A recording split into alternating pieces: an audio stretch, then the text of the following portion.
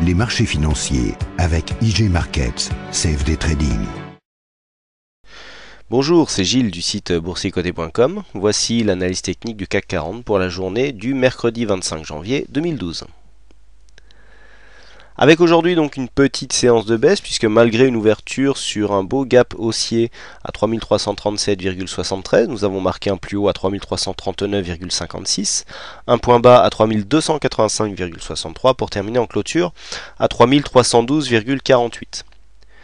Le CAC 40 perd 0,31% sur cette séance, un peu plus de 10 points perdus par rapport au cours de clôture d'hier. Donc au final, c'est une petite séance de baisse, donc dans la continuité, ici depuis la phase dynamique qui est venue marquer donc un contact sur cette fameuse résistance des 3333.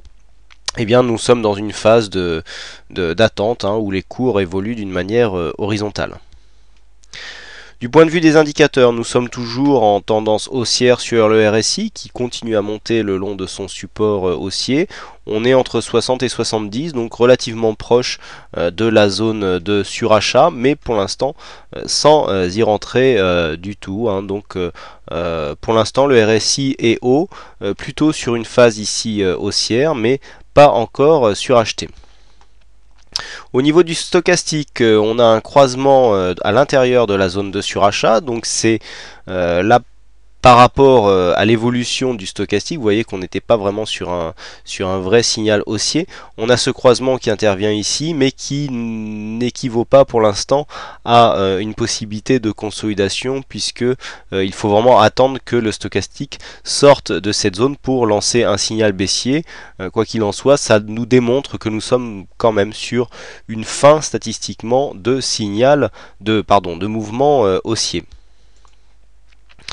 Du point de vue du MACD, donc le MACD se retourne, on est en évolution légèrement baissière donc au niveau des histogrammes. Les volumes restent dans la moyenne mais en légère baisse par rapport à ce qu'ils étaient hier. Et nous avons une volatilité qui remonte légèrement mais toujours sous la moyenne.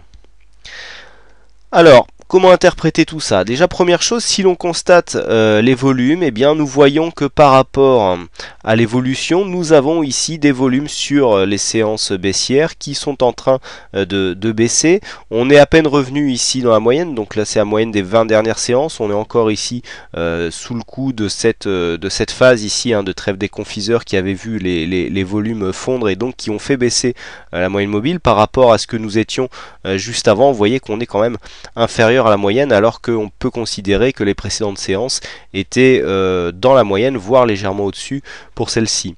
Donc ici des volumes en baisse par rapport à la séance d'hier, donc sur cette séance baissière qui pourtant du point de vue du corps commence à avoir légèrement plus d'amplitude. Alors qu'est-ce que cela veut dire? Cela veut dire que du point de vue des volumes, nous sommes toujours dans la continuité ici d'une tendance haussière, puisque nous avons toujours des plus bas et des plus hauts de plus en plus haut, et donc petite phase ici de consolidation donc qui se fait à l'horizontale comme je vous le disais tout à l'heure, puisque les cours, malgré deux attaques, une hier et une aujourd'hui de cette zone ici des 3285-90 points, cette zone ne cède pas et donc n'arrive pas à enclencher une phase de consolidation. Ceci est confirmé par les retracements de Fibonacci, puisque si nous prenons la dernière tendance directe ici au niveau de cette tendance, nous avons un 23,6 de Fibonacci ici à 3296,2, vous voyez qui n'a pas été attaqué. Alors j'ai coutume de dire que pour qu'une consolidation s'enclenche, il faut qu'il y ait un net dépassement et si possible en clôture donc du retracement 23,6. Et que le premier objectif se situe ici sur les 38,2, à savoir sur ce retracement les 3261,5. On voit que cette zone ici 3296 est relativement proche de cette ancienne résistance majeure qui est en train de devenir support, et que donc pour l'instant, tant qu'il n'y a pas de dépassement de ce support, on ne peut pas parler de début de consolidation. Alors, c'est très important ce qui est en train de se passer puisque vous voyez que nous avons toujours ici cette zone des 3288,80 qui correspond, je vous le rappelle, à une ancienne résistante. Voilà, c'était les premières phases de rebond ici que nous avions eu à la suite de cette baisse, donc à la baisse de l'été.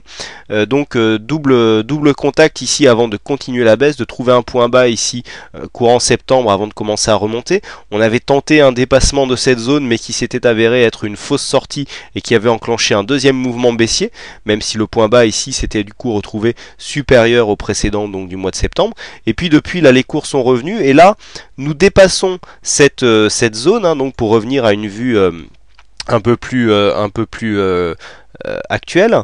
Eh bien on a passé cette zone, vous voyez qu'on a eu ici cette zone de résistance, cette zone a quand même résisté, on a réussi à la casser sur un mouvement dynamique, et malgré ici la sortie de cette tendance très court terme, eh bien nous arrivons à préserver cette zone qui devient maintenant un support, puisqu'avec deux contacts, alors ce sont des zones, même si hier le plus bas se situe à 3292,50, eh bien ce sont des zones, donc pour l'instant on voit bien que nous avons deux points bas sur cette zone de support, et que pour l'instant, cette zone arrive bien à créer des rebonds qui sont promptes à faire rester les cours ici dans un range qui se situe entre 3290 et 3350 points.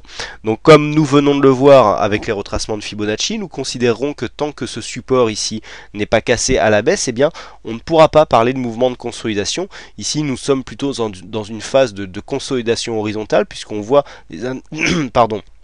des indicateurs qui commencent à descendre avec un retournement du MACD, mais les cours qui eux ne descendent pas malgré une divergence baissière qui était constatée notamment sur le stochastique et sur le MACD, un peu moins sur le RSI, mais on en avait conclu quand même que le mouvement était en train de s'essouffler.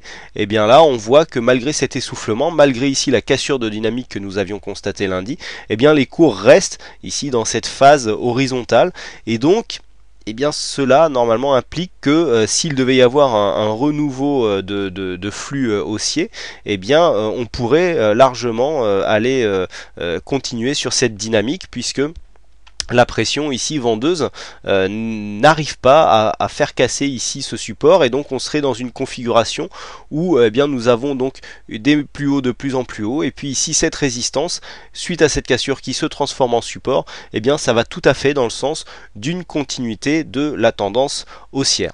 Donc tant que cette zone ici des 3290, 3285-90 reste support, et donc n'est pas cassé à la baisse, et surtout à la baisse en clôture, il peut y avoir des attaques intraday, nous ne pourrons pas considérer que nous avons enclenché un mouvement baissier. Alors personnellement sur mes backtests, hier j'avais des signaux baissiers, donc là il y a eu des entrées qui se sont faites sur les cours d'ouverture, donc je rappelle à 3337,73, mais vous voyez ça a du mal à s'enclencher.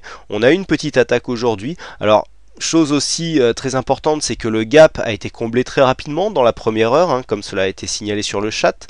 Donc le fait que le gap ici ait été comblé assez rapidement, enlève tout signe de force et de puissance que l'on aurait pu constater donc suite à l'ouverture de ce trou de cotation, et qui plus est, nous venons clôturer en dessous. Donc ici nous avons eu un gap, et puis le gap a été repris, on clôture sous les cours d'ouverture d'hier, et donc ça ressemble quand même à des mouvements d'essoufflement. On a du mal à retrouver ici des vecteurs de hausse qui pourraient nous aider à venir marquer de nouveaux plus hauts, mais bon, il faut faire attention, puisque si on venait ici à retrouver de la dynamique et à casser la zone des 3350, le haut du trend se situe maintenant beaucoup plus haut, et on aurait beaucoup plus de potentiel haussier, malgré ici la présence de la bande de Bollinger supérieure. Et donc tant que ici nous n'avons pas cette cassure des 3290, on ne peut pas réellement jouer un mouvement baissier. Et puis vous voyez que plus ça va, plus ici le potentiel baissier s'amenuise, puisque le support haussier donc qui guide la tendance sera demain sur la zone des 3000, quasiment à 3240, et que donc malgré une cassure ici, si on venait à casser les 3290, ça ne nous laisse que 50 points de possibilité baissière, à moins que ce support soit cassé, ce qui remettrait dans ce cas-là en cause la dynamique haussière dans laquelle nous sommes actuellement. Voilà donc pour cette analyse technique. Donc aujourd'hui c'est McCulloser48 qui a gagné au jeu du fixing, donc bravo à toi. Et puis quant à moi il ne me reste plus qu'à vous souhaiter à toutes et à tous une bonne soirée, bonne chance dans votre aide, et je vous donne rendez-vous dès demain pour de prochaines analyses techniques en vidéo. Bonsoir à tous. Les marchés financiers avec IG Markets, CFD Trading.